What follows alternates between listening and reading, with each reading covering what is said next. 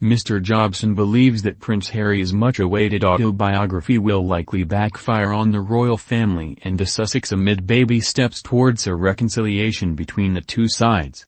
Prince Harry and Meghan Markle recently reunited with Prince Charles and the Queen during a brief stopover en route to the Invictus Games in the Netherlands. Mr. Jobson told GB News, "Of course, he had to meet his father first with Camilla, and that was a very short meeting from what I understand, and their relationship has been particularly strained. I think there's a sense of him being let down on both sides, and we've got this book coming out which is pretty much in the sort of blow a lot of things out the water as well. So although these are baby steps in terms of a reconciliation or approachment between Meghan, Harry, and the royals, I can see it all blowing up in their face again, with this book. Clearly the relationship with his father is not particularly great at the moment, and I don't know how long Harry can carry on being this court jester either. You know, he can make a laugh. Just in, royal family live, Meghan flies home without Harry resolve conflict." He added, "Well, I don't think she's been laughing too much about what happened in the last couple of years. Particularly the Thanksgiving service, and she's been through a lot. The Queen and Harry and Meghan have contributed to that. It's not just the Andrew saga things.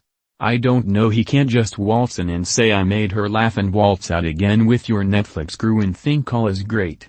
The royal commentator and GB News host Eamon Holmes also discussed Prince's latest interview with an American broadcaster, in which the Duke argued he wanted to make sure the Queen was protected. Mr. Holmes told the royal expert, "Prince Harry talks about being surrounded by the right people, either to protect the Queen from him, or does he want his right people? It is quite an arrogant and contradictory piece of advice, surely." Mr. Jobson replied, "Well, it's narcissism to the extremes, isn't it? This is the guy that has already not seen his grandmother for a couple of years, and well, for a while since the funeral, and that was only fleeting.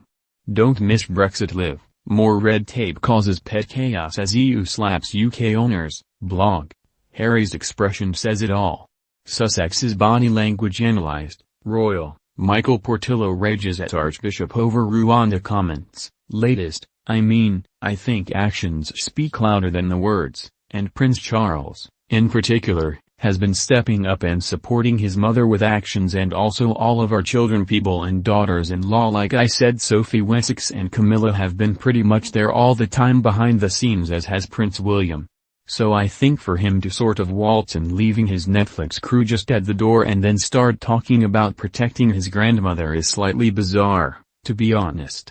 It comes after the Duke of Sussex said the Queen was on great form during their recent meeting, but added he wanted to make sure that she was protected and had the right people around her.